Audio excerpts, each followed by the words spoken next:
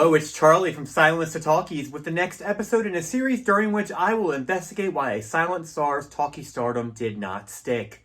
This episode will focus on VILMA BANKY, one of the biggest Goldwyn stars in the late 1920s, who transitioned successfully to the talkies, but by 1933 was retired after making only 4 talkies. Like some stars that I've covered before, I first heard about VILMA in the wonderful coffee table book Chronicle of the Cinema, published in 1996 to mark the 100th anniversary of the movies. VILMA was referenced in the Silent Stars section and mentioned in an article about the son of the Sheik, which she made with Valentino. I came across her name again when researching my episode on Agnes Ayres. Be sure to check that out in its 3 parts if you have not seen it already. Agnes appeared with VILMA in Son of the Sheik, playing her mother-in-law. Agnes was the leading lady in the Sheik. Upon further research, I discovered that VILMA was an immensely talented actress that was enormously popular by the late 1920s. It was a shock to me to see that she had more or less vanished after a few talkies. What happened? Let's find out together. As usual, join me as I go back to the beginning of her life and trace her childhood to early career, to silent stardom, and eventually, yet brief, talkie stardom. VILMA was born Vilma Koncsik in Nagydorog, Hungary in 1901 to Janos Bánky Koncsik and Caitlin Ubert. Her father was a police sergeant and her mother was a stage actress.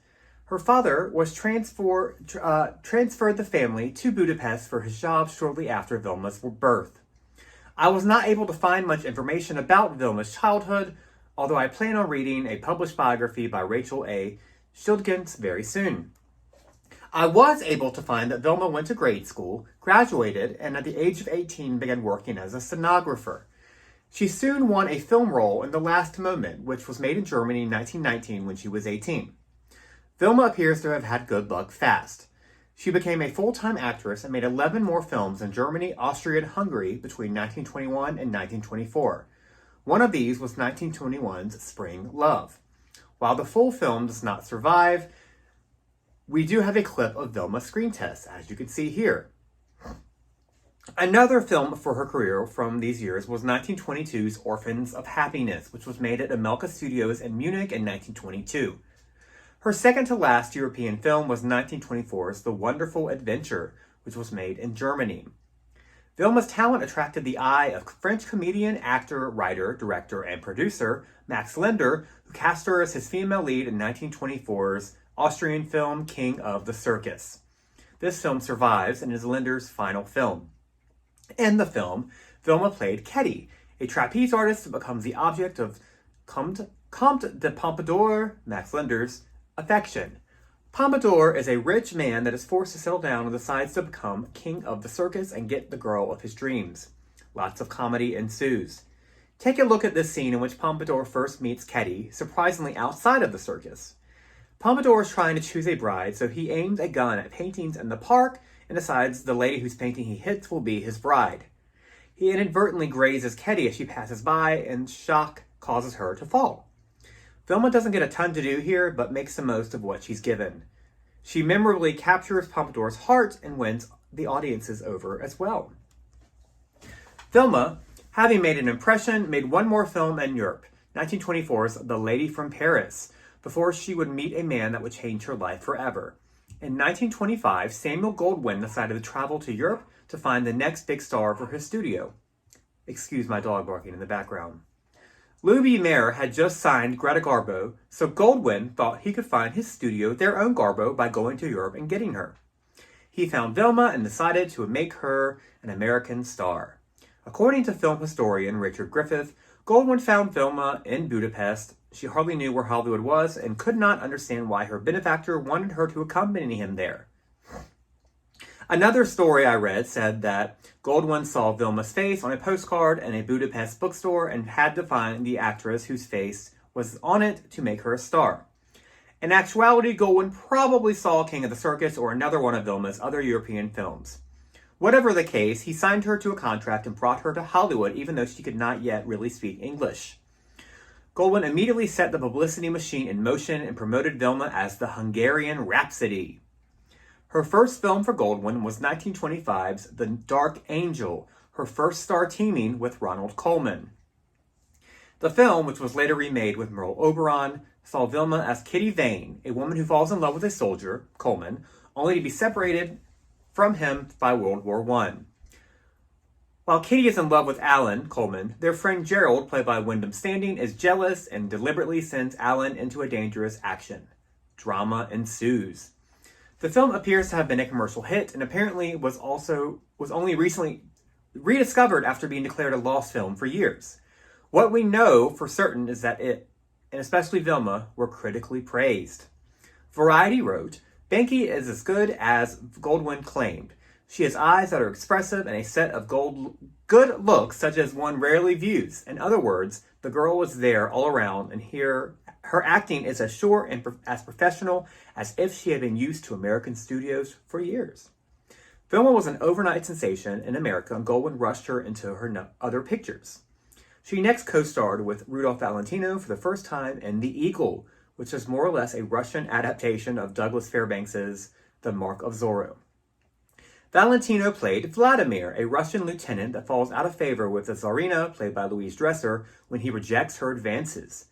With a warrant out for his execution, Vladimir decides to become an outlaw to avenge justice and help those in need. Along the way, he meets Masha, played by Vilma, with whom he falls in love. He actually saves Masha and her aunt, which is what brings him to the attention of the Tsarina in the first place earlier in the action. While Masha and Vladimir eventually fall in love, as you can see here, they get off to a rocky start.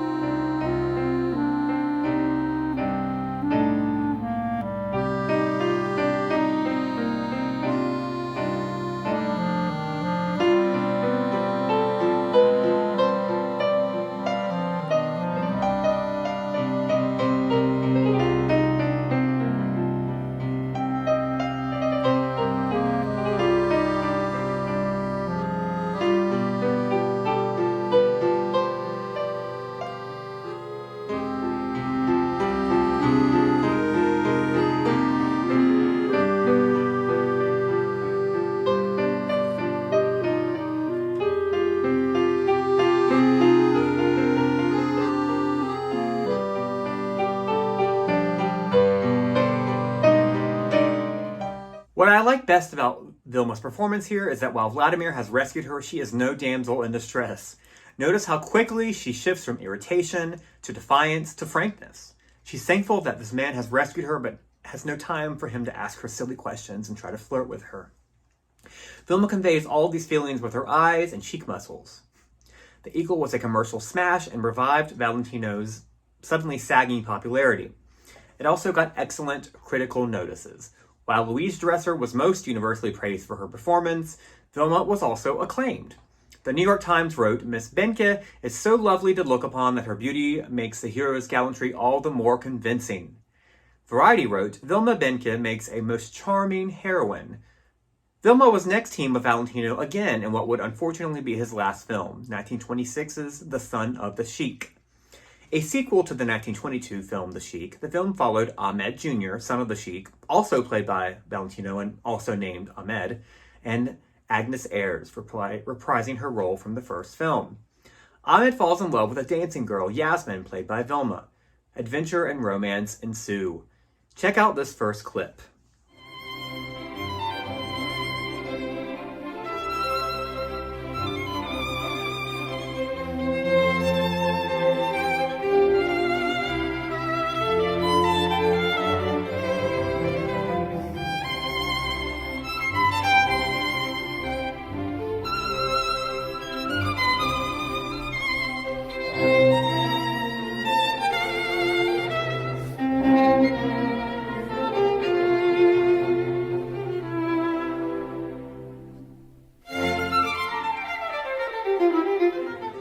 What's interesting to note is that Vilma's Yasmin, just like Agnes's Diana in the first film, begins the film fascinated and infatuated with Valentino's character.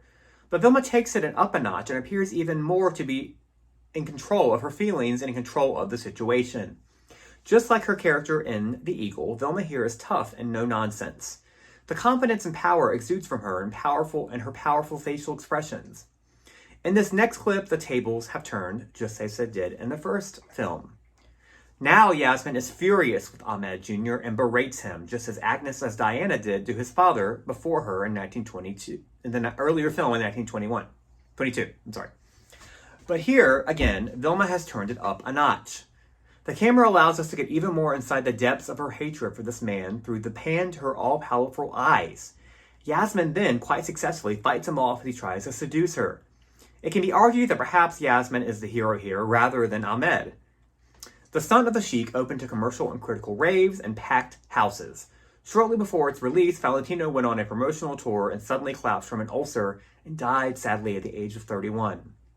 While it was one of the saddest tragedies of film history, Valentino's death only further fueled the box office fire of The Son of the Sheik and caused audiences to attend in droves. As I mentioned, the film was also critically praised. While I cannot find the exact reviews, many sources say that Valentino got the best notices of his career and Vilma was equally lauded.